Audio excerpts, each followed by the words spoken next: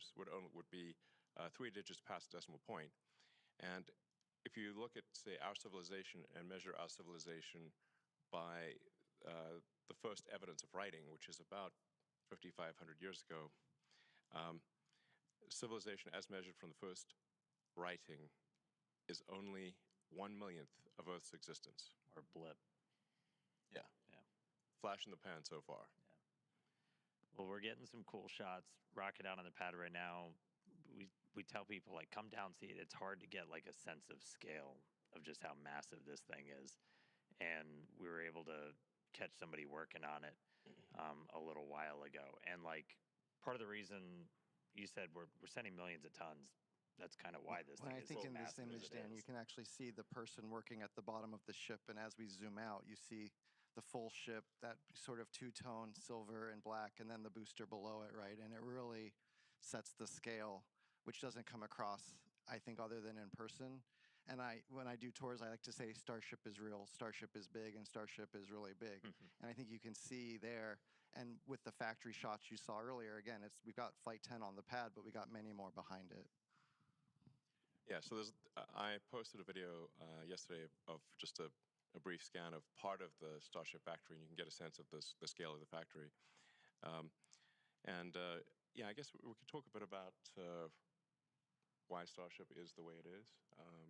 Like, for example, why is half of the ship black and half of it is silver colored? And that's because the bottom half of the ship, the bottom as seen from orbital entry, has a heat shield on it. So the black there is the heat shield, and then the core structure of the rocket is a special alloy of stainless steel, and that's where you see the sort of shiny silver parts are stainless steel.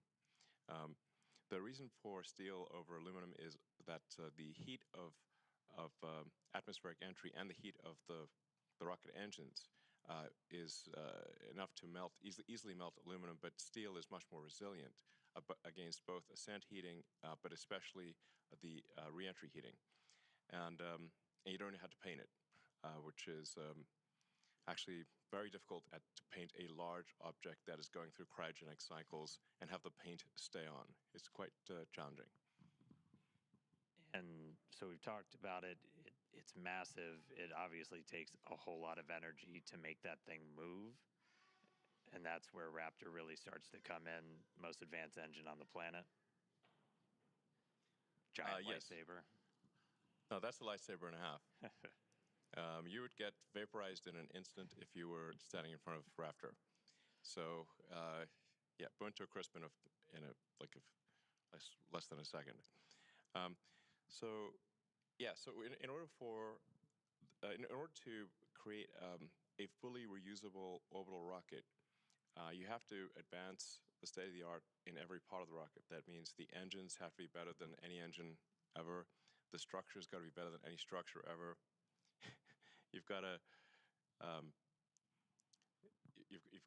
have a means of bringing the rocket back to the launch pad.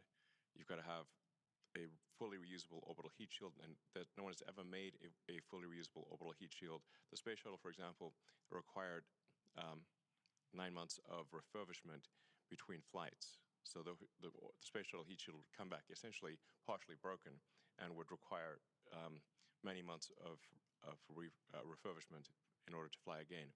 What we're trying to achieve here with Starship is to have a heat shield that can be flown immediately. So the ship, both the ship and the booster, would be caught by the tower arms, and the booster would be placed immediately back on the launch stand, and the ship's got to orbit Earth at least once, but then could be back. Välkommen till en ny stream med raketstart. Vi kikar just nu på en stream här, eller ja, streamen har börjat på SpaceX. Vi kikar lite på Elon Musk som berättar lite om Starship, så att jag tänker att vi höjer volymen och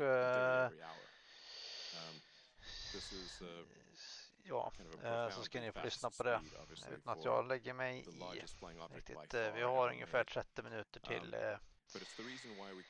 start, så att vi and the ship also Allt ser bra ut. Så vi lyssnar lite grann. Because that's the fastest way to get the booster and the ship back to flight. If we had instead put landing legs, which we have done before for the ship tests, we actually had landing legs that flipped down, and the ship we've successfully demonstrated landing with legs. But if you do that, if we were to do that with the booster and the ship, here we'd have to land somewhere else with the legs, then lift the rocket, stow the legs, transport the rocket back to the pad, which is very unwieldy when you've got a gigantic thing. Then it would be picked up by these tower arms and placed in the launch mount. That would delay the reusability dramatically and would add a lot of mass with the landing legs. So that's why we catch the rocket with the tower arms, because it's the same tower arms that put the rocket in the launch mount are used to catch the rocket. And that means that we can put the booster back in the launch mount in less than an hour after liftoff. In fact, the booster is going to come back very fast. Like, 5 or 6 minutes later, this booster is coming back one way or another, or not coming back.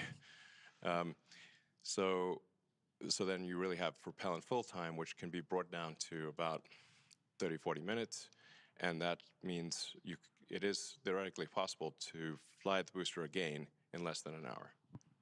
I think when I think about it, it's the jet drives up to the jetway, the people get off, new people get on, and it leaves. You don't want to land the jet on a different airfield and then tow it over to the jetway. So it's just operationally simpler and faster.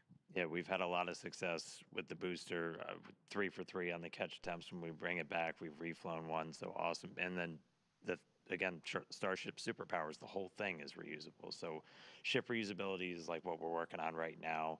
We've been able to get some really spectacular re-entries on a couple of flights, hoping to get this one for re-entry on the V2 ship. But yeah, that fully reusable heat shield, that thing that has just never been done before, that's one of the things we're really looking for that data on. Yeah, I mean, there are thousands of engineering challenges that remain for both the ship and the booster, but maybe the single biggest one is the reusable orbital heat shield. We are confident in making a fully reusable orbital heat shield, but it will require many flights, many iterations to figure out where the weak points are in the heat shield, where we need to change the design, either strengthening the tile or changing how big the gap is between tiles, changing what's underneath the tile. There's 100 different variables that we could tweak with the ship tiles, the heat shield tiles. But the only way to know exactly what we should be adjusting is to fly repeatedly and be able to examine the ship upon landing. And we have successfully brought the ship back through the atmosphere and achieved a soft landing multiple times. So we know that this is possible, but we have in the process shed many heat shield tiles. So we need to be able to do this without shedding heat shield tiles and do so repeatedly. And I think what you're seeing now is the Starship. This is CG of it coming in and landing on the tower, much like the booster, but there's some additional challenges there where we need to make sure we don't scrape the tiles off as we slide along the chopstick We can't arms. shuck the heat shield. Don't crush the ship. Rapid reusability. If we shuck the tiles, then that's obviously going to fail the reusability test. So ships can use the tower to land and catch like the booster here on Earth where towers are available. And for our initial landings on Mars and other planets, we'll need landing legs that deploy much like what you're seeing here with Ship 15 when we did our suborbital test to prove out the precision descent landing, which was a successful test. We actually landed two. One was we were able to actually recover it, and you can see it here in the rocket garden if you visit Starbase. Yeah, so the rocket garden that Bill mentioned, we have actually a whole bunch of boosters and ships, and we'll be adding to them over time. So you can see an evolution of Starship just by driving down the highway. Yeah, so reusability is key. There's some other technologies we're still looking to prove out. Really big one is going to be the on-orbit refilling. Looking to do that next year, and that's really what's going to kind of unlock, Starship going everywhere else, going everywhere beyond Earth. And that's something that's, again, never been done before, kind of like that reusable orbital heat shield, but it's going to be something that's kind of some of the other secret sauce to Starship, where we're going to be able to send hundreds of tons per ship to Mars. Yeah, I like to think of it as if we get to orbit with a full cargo bay, but we're empty on fuel and oxygen. So basically, we're running on fumes. Then we send other ships to dock, transfer propellant, and now we made our two-stage rocket look like a many, many multi-stage rocket. And we get all of that performance, and we can take that full cargo bay now wherever we want to go. Yeah, so a crucial technology that we hope to demonstrate next year is this orbital refilling. Much like aerial refueling, it's essential for being able to send significant payload to Mars. So you essentially send a ship to orbit with a few hundred tons of payload, sort of a filled payload bay. But once it gets to orbit, the tanks will be mostly empty, and then you send up additional tanker ships to refill the Mars ship's tanks, so that it can thrust from Earth orbit to Mars and have enough propellant left for landing. So this is orbital refilling is also not something that's ever been demonstrated before. So that would be a brand new technology. We obviously have at SpaceX figured out how to dock repeatedly with the space station. So in a lot of ways, this is like docking, and in some ways it's easier in that SpaceX is docking with its own craft, but no one has ever demonstrated propellant transfer in orbit, to the best of our knowledge, and so this would be propellant transfer at a very large scale, and but with full reusability and propellant transfer, those are the key technologies needed for building a city on Mars, and I'm confident that the SpaceX team, which is incredibly talented, will achieve these goals, and we will be landing ships on Mars in the future and building life on Mars, building greenhouses and life on Mars, and ensuring the long-term survival of life as we know it. And it's important to note here that obviously, we are effectively stewards of life here on Earth. That the other creatures cannot build spacecraft and get to other planets. So if there were to be a cataclysmic event, like a giant meteor that destroyed the dinosaurs, or ultimately the sun will expand to envelop Earth and destroy all life, we know this is an undisputed fact. Then if we don't take life to another planet, life will be destroyed. So it's incumbent upon us to ensure that we do bring life to other planets and ensure the long-term survival of life as we know it on planet Earth. And I mean, aside from that, there's so much that Starship unlocks by being able to do these things. Like, we'll be able to go to Mars, but there are other just transformational things by being able to take that many people, that much stuff to space for that much less money. Yeah, I mean, I think like understanding our planet better, being able to move people around the planet, make it feel smaller and more accessible. You could go anywhere on the Earth, in less than 40 minutes, basically, in terms of flight time. So I really do see Starship as being this thing that can connect us, just like Starlink connects our information. This can connect us more physically. Yeah. So there's really nothing faster than a rocket. Really, an orbital rocket is the fastest thing that we know of of the fastest means of transport. So, like, you could go from LA to Sydney in less than half an hour. You could go LA to Tokyo in less than half an hour. You could go from New York to Singapore in half an hour. Everything's probably half an hour, basically. Some things might be 10 minutes. Yeah, that's true. I mean, yeah, sign me up for that, please. All right, cool. Cross the Atlantic in 10 minutes, no problem. Please, yes, sign me up. You're going 25 times the speed of sound, so that's 30 times faster than a commercial aircraft. And it's a whole hell of a lot better view.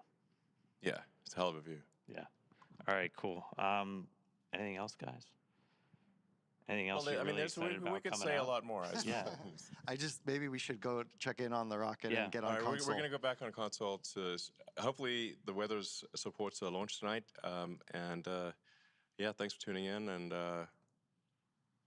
yeah, thanks for your support. Thanks for crashing, guys.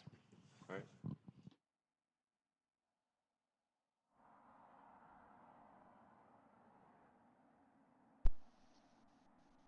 Ja, det var väl Inte så jättemycket nytt kan jag tycka. Men That was sweet. ja. Let's turn our attention back to the rocket. So just Ja, checking vi in. får väl se hur det går ikväll till början med. Change away from liftoff. As I said right at the top, weather is going to be our primary concern. We were tracking some anvil clouds. We're hopefully clearing that on the range soon. Strul med vädret, we are not currently tracking any hardware blockers to launch, but we'll continue to follow along. If anyone was following along yesterday, we actually didn't even get into our webcast as we had a leak on one of the hoses feeding the liquid oxygen into the ship through its quick disconnect. We were able to replace that this morning. Team did an incredible job, got us into an attempt today. All right, joining me now for the rest of the day is Amanda Lee. Hi, Amanda. Thanks, Dan. I'm super excited to be here. Let's just get right into it. Yeah, a whole bunch has happened to get us to today's flight, our 10th flight test. Let's look back at Starship's 9th flight test in May. That did end with a rapid unscheduled disassembly on the ship and the booster. Flight 9 marked the first reflight of a super heavy booster. We saw successful stage separation and the first ever deterministic flip, which gives us extra performance. The reused booster was flown at a much higher angle of attack to push the envelope on capabilities, which ended up causing some internal structural failure, eventually leading to a rapid unscheduled disassembly at landing burn. Yeah, ship continued its ascent. We did see pressure drop in its main fuel tank and rise in the nose cone. We just had a camera view. We actually caught the failure on camera in the fuel pressurization system. Ship was able to complete its ascent, though, achieved its planned velocity and second stage engine cutoff. After that, though, we did run into some issues with attitude control, which led us to skipping the payload deploy and Raptor relay demos.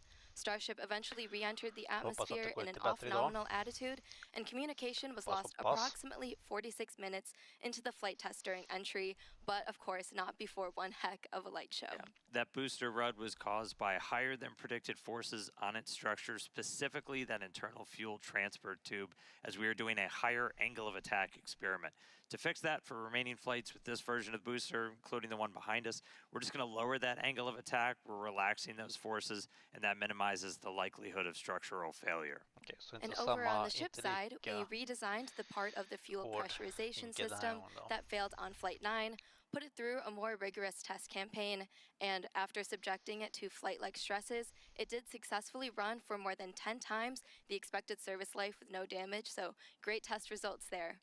Our goal is always to make it through all of the objectives we set, but any result that teaches us more about Starship performing in the real-world environment helps us to make those targeted iterations and improve quickly. Yeah, that's how SpaceX developed our first rocket, Falcon 1. That's the same philosophy we used to develop Falcon 9, which has passed 100 flights just this year and 500 flights overall. Yeah, incredible milestone for Falcon, and again, the way they got there was to launch, learn, and repeat. All right, so that wasn't the only thing that happened while getting ready for Flight 10. If you followed along, Ship 36, which was originally supposed to fly on Flight 10, experienced a major anomaly during a static fire test at our Massey's test site. It was in the process of loading all of its cryogenic propellant to do a 6-engine static fire when we had a sudden energetic event that resulted in the complete loss of the Starship, and we damaged the immediate area surrounding the stand out there at Massey's. The most likely root cause was identified as undetectable or under-screen damage to a composite overwrapped pressure vessel, or COPV, in Starship's payload bay section. To address this probable cause, we're operating the COPVs on the ship at a lower pressure and also implemented additional proofs and inspection methods. Meanwhile, though, keep our launch schedule up, got to keep testing. The team was able to pivot and use the launch pad, the one we're on today, to do ship static fire tests. It was the first time we've ever done that. Doing that retrofit was the fastest path to get back to launch. Team was able to engineer a solution where we used a transport ring to mount the ship. Exploderade ju ett av skeppen på testplattan och förstörde ganska så stort, ganska så omfattande utrustning där. Så för att fixa det så byggde de en adapter så de kunde köra ett motortest då, på startplattan där boosten egentligen står då. all of this, we're in the process of så det är ju inte så vanligt så att det är första gången de gjort det. Men det var lite finurligt, men det gick ganska bra. Right now, though, we are still on track. We're looking about 14 minutes away. Again, our T0 is at 6:59 p.m. Central. While we still have a couple of moments, though, let's toss it over to Chris, who's getting ready to watch the launch out in California. How's it going, Chris? Hey, Dan and Amanda, it's going great, and welcome everyone to the Tesla Diner here in Hollywood, California, for the first ever public showing of a SpaceX webcast. It's been great to see the webcast up here on the big screens at the diner. Intressant det här är egentligen. Men ja, kör videon där och ni får väl kika på det om ni vill. Med de här robotarna hade plats så ja, det är väl mycket show kanske bara. Men ja, teamet kvar tills att tankningen ska vara helt klar.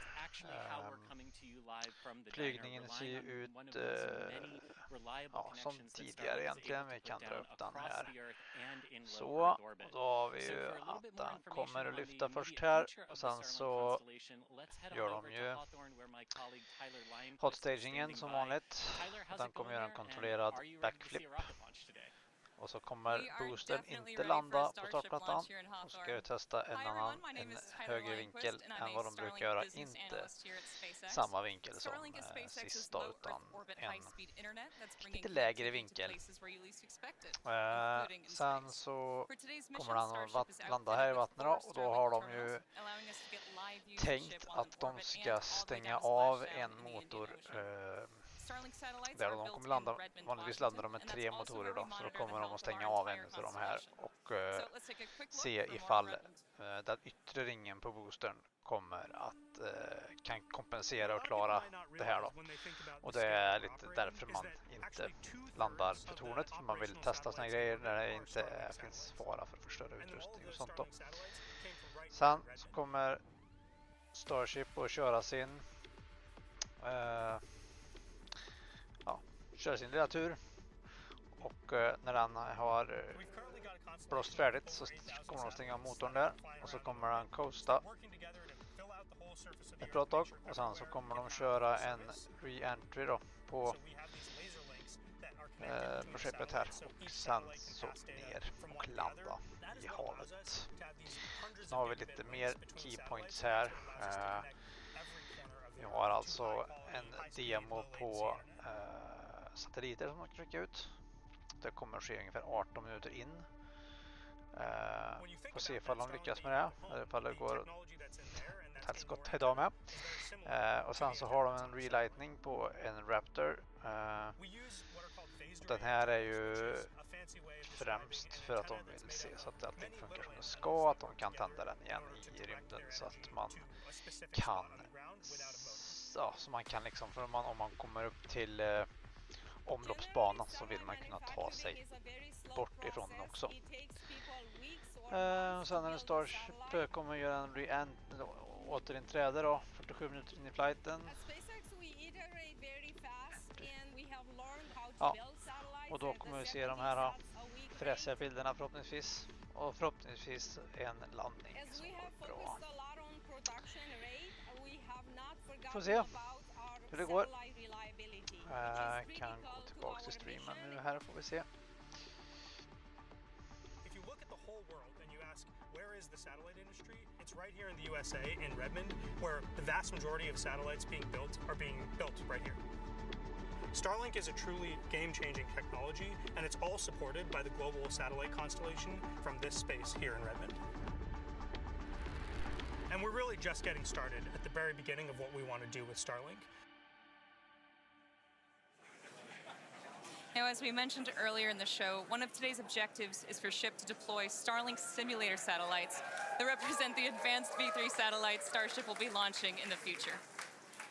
And as you can see here, once Starship reaches a nominal orbit, the payload door will slowly begin to open to prepare for deployment. The Starlink satellites will be dispatched relatively quickly, one at a time, very much like a Pez dispenser. They'll be situated in one long stack, taking up as little space as possible, allowing for an efficient deployment sequence. And once a set of Starlinks is deployed, the next set advances and deploys until they are all drifting away from Starship to prepare for their on-orbit life. Each Starlink V3 launch on Starship is planned to add 60 terabits per second of capacity to the Starlink network. That's more than 20 times the capacity added with every V2 mini launch on Falcon 9. So we're talking about a massive increase in performance all around, which will ultimately enable Starlink to serve as the communications backbone of the missions to the moon and to Mars. But for now, we're going to turn it back over to the team at Starbase. Hey, Dan and Amanda. Hey, thanks, Taylor. So, quick update for everybody. So weather is still the main thing that we're watching. We are currently red on the range, hoping to clear that anvil rule any moment now. That's really the only thing blocking us at the moment. Vehicle's good, pads ready to go. All of our checkouts have been really smooth today after that repair work that we did this morning after we had to abort out yesterday. So we're looking at the weather. That's the thing we're really paying attention to right now. Meanwhile, prop load is still ongoing. We started loading prop at about T-minus 53 minutes, beginning with ship fuel, ship locks, booster fuel, and finally booster locks began loading at about T-minus 35. We'll continue loading prop until just about 3 minutes before liftoff, and ship will conclude first, and then 30 seconds later, booster will finish up. Yeah, so bottom line, we're looking great in the vehicle. We're looking really good on the range. We're just really watching that weather. So we're still waiting to hear that that's clear. That's the only thing that could potentially stop us today.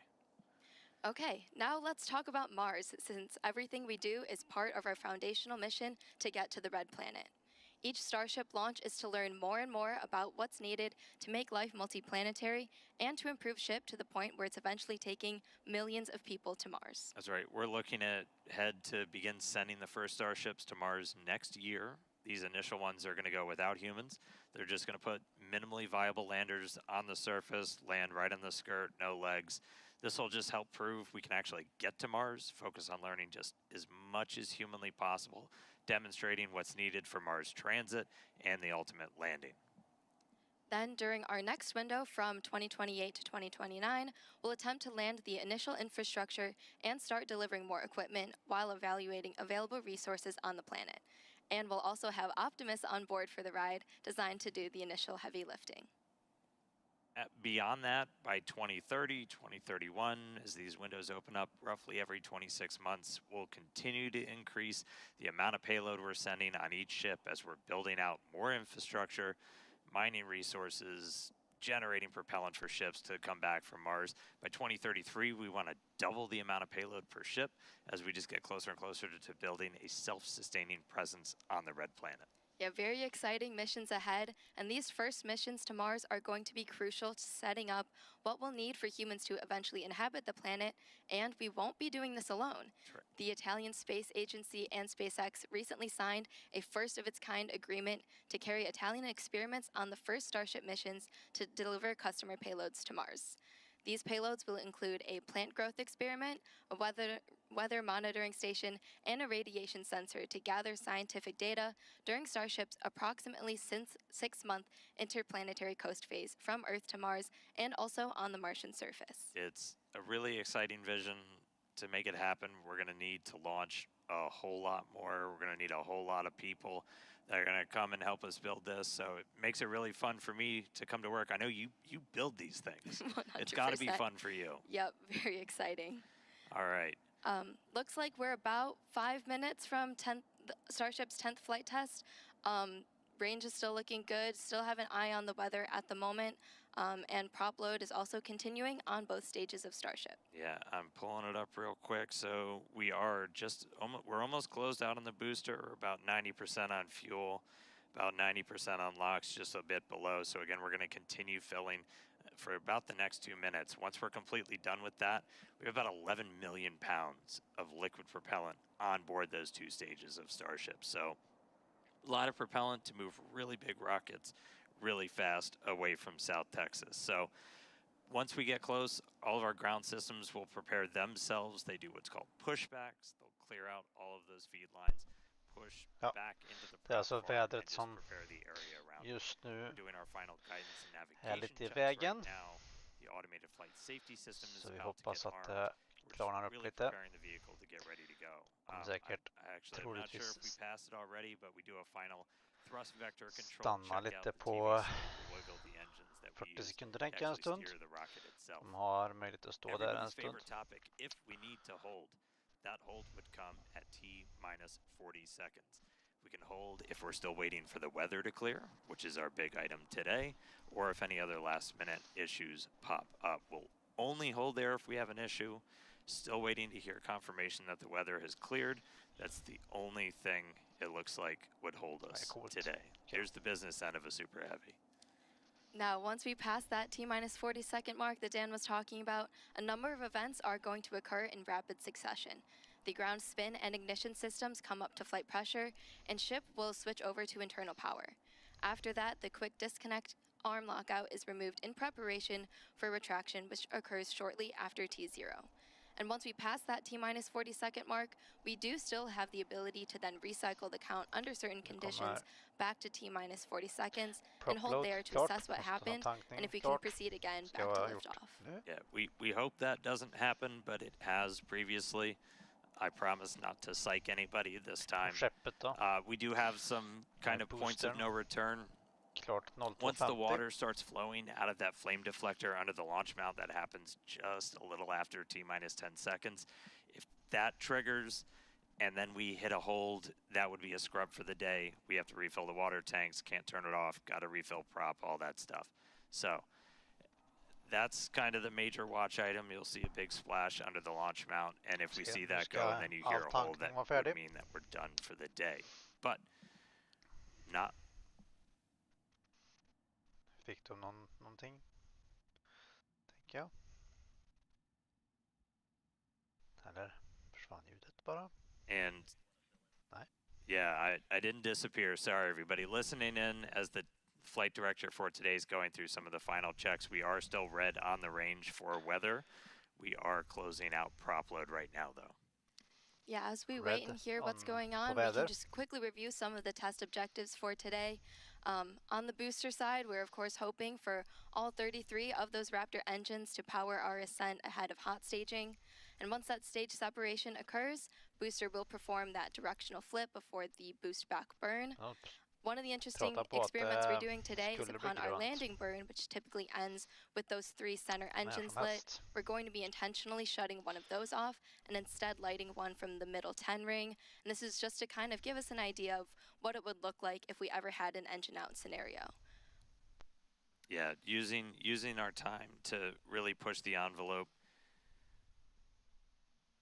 And so at this point, we are fully closed out on our prop load. Coming up on a minute and 20, we are still red on the range for weather. So at this rate, looking likely we will hold at T-minus 40 to see if we can clear that anvil cloud roll. That's the one blocker we currently have to a launch today.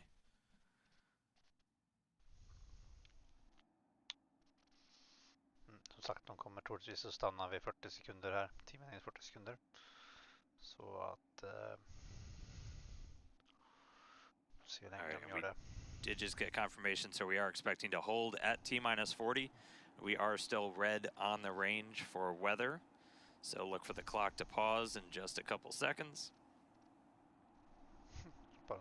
And pause. So we'll hang out here for a couple of minutes. We do have until the end of the window. We won't have 30 minutes of hold time to hang out, as we can't, we're essentially not replenishing prop on the vehicle at this point. So we have to keep a close eye on things like temperatures inside the tanks. We can only hold for so many minutes before things start to warm up. Surprise, it's hot in South Texas.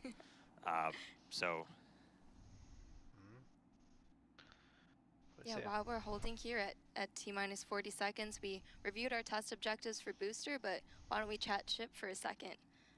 After stage separation, ship will continue onwards up through its ascent to the planned suborbital trajectory. Once it reaches there, we'll undergo SECO, or where the second stage shuts off its engines. We're hoping to deploy 8 dummy satellites today, which are modeled after Starlink V3. We're also planning to attempt a in-orbit burn, so we'll relight one of those Raptor engines while in space, and that will occur ahead of re-entry, where we'll also be testing multiple experiments, including missing tiles, metallic tiles, and intentionally loading those vehicles' flaps. And then hopefully we'll conclude today's test flight with a soft splashdown in the Indian Ocean.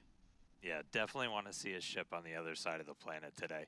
We did just get a quick update, so the range is fully green. Okay. Weather is still red. Okay. So we are still tracking a detached anvil rule, which essentially there's an anvil cloud that's too close to our launch site, and it needs to move further away. Until it moves further away, we can't lift off. So we are expecting an update in a couple of seconds potentially. Again, we can hang out here for several minutes. We're not actively replenishing prop. And getting an update now.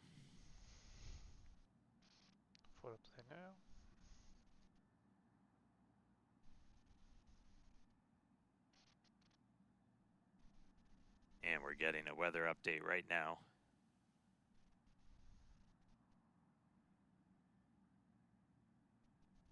And team's looking at it. Again, we're just tracking this anvil rule still. It's our only blocker today. Range is green, vehicle is green. Weather is currently red.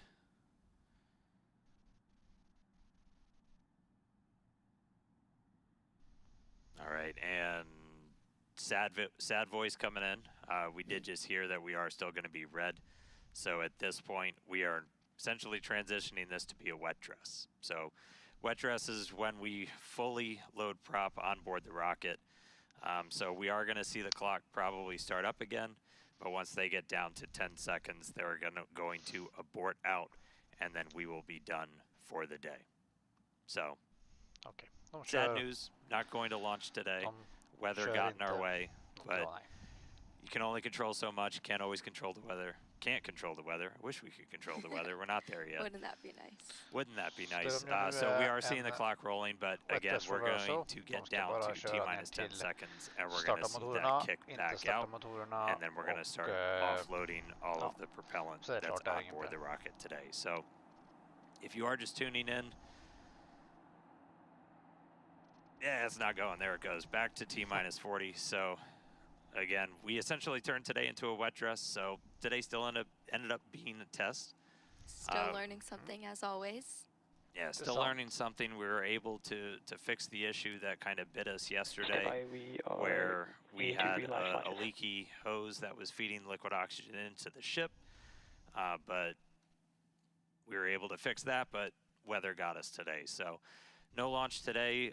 We do have a phenomenal logistics team, though, so we should hopefully be able to replenish prop, everything. We don't have to refill all the water tanks because we didn't fire off the deflector, but we'll have to reload the prop. So very good chance that we can try again tomorrow. We'll obviously update everybody online. And, yeah, man, sorry, we couldn't go today. Don't worry, we'll probably go tomorrow. Yeah, thank you all for joining us today, and we hope to see you when we do go for launch. So obviously, follow our account on X at SpaceX. We'll share information as soon as it comes available. We'll also be updating the web at spacex.com. So thanks for joining us today. Exciting countdown. Weren't able to get off the ground, but we'll give it another shot tomorrow. Thanks, everybody. Ja, jag har inte något mer heller att säga riktigt, utan vi avslutar här också. Får ni ha en fortsatt trevlig kväll och natt och sova så gött. Så ja, ses vi nästa tillfälle. Ha det fint!